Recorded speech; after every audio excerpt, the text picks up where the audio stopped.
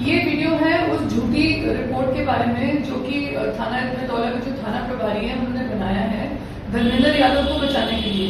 हमने जब IGRS डाली थी तो उसमें रिपोर्ट में साफ लिखा था कि पहले नगर निगम को फोन किया गया कि कुत्ते का इलाज करना है, लेकिन जैसे ही वीडियो आया नगर निगम ने और गैर सरकारी संगठन, हम लोगों के जो संगठन होते हैं, हम सिर्फ लवारिस कुत्तों के लिए काम करते हैं, जो अंधे हो जाते हैं, अपाहिज हो जाते हैं, उनका इलाज करते हैं।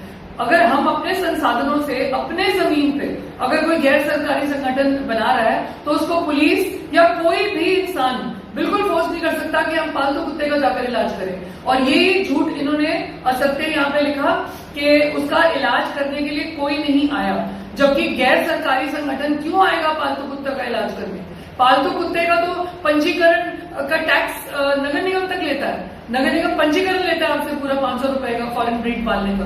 दूसरी बात ये थी कि हम लोगों ने उनको बताया कि 5 साल से इन्होंने ये कुत्ता यहाँ पे गंदी सी रस्टेड चेन से बांध रखे, हमारे पास तो सारे सबूत थे, इन्होंने पशु क्रूरता का केस डाला नहीं। और जब हमारी संस्था अगले दिन इनसे सरेंडर फॉर्म, जो कि एक हमारा प्रोसेस है, अगर एक आदमी अपने कुत्ते का इलाज करने में सक्षम नहीं है, ना उसने टीकाकरण कराया हुआ है, ना उसने रजिस्ट्रेशन करवाया हुआ है, ना वो करने को तैयार है, तो फिर हम एक सरेंडर फॉर्म साइन करवाते हैं। जब कुत्ता हमारे पास आ जाता है उसके बाद हम उसका इलाज और टीकाकरण स्टार्ट करते हैं। इन्होंने ये भी नहीं किया।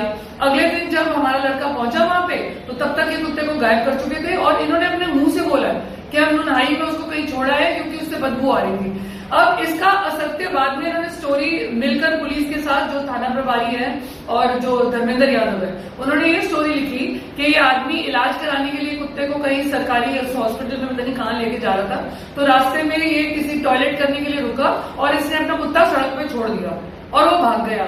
आप इस स्टोरी को बिलीव कर सकते हैं कि अगर एक आदमी लेकर जाएगा तो लीश पर लेके जाएगा ना, कि अनगार्डेड अपने कुत्ते को सड़क पे छोड़ाएगा, वो तो अंडरस्टूड है कि वो भागेगा।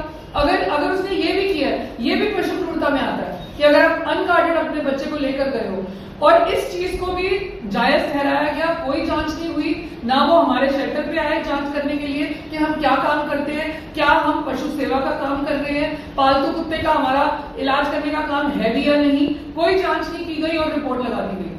और फिर इन्होंने सबसे बड़ा अपराध क्या किया कि कुत्ता इन्होंने जो जंगलों में फेंका था वो हम लोगों ने, बल्कि गुमशुदा की रिपोर्ट किसको लिखवानी चाहिए थी? मालिक को। और एक भी गुमशुदा की रिपोर्ट जनरल डायरी में पुलिस ने प्रस्तुत नहीं कर सकी।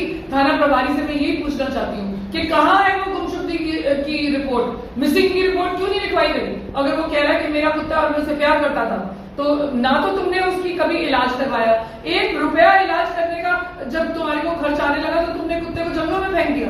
हम लोगों ने खुद वहां पे पोस्टर लगाए और उस कुत्ते को ढूंढा गया, नगर निगम ने उस कुत्ते को रेस्क्यू किया और अब वो मेरे शेल्टर पे बिल्कुल सुरक्षित है, जिसकी रिपोर्ट भेजी गई नगर निगम को और उनको इन्फॉर्म किया गया नगर आयुक्त को कि हम लोगों ने कुत्ता रेस्क्यू कर लिया।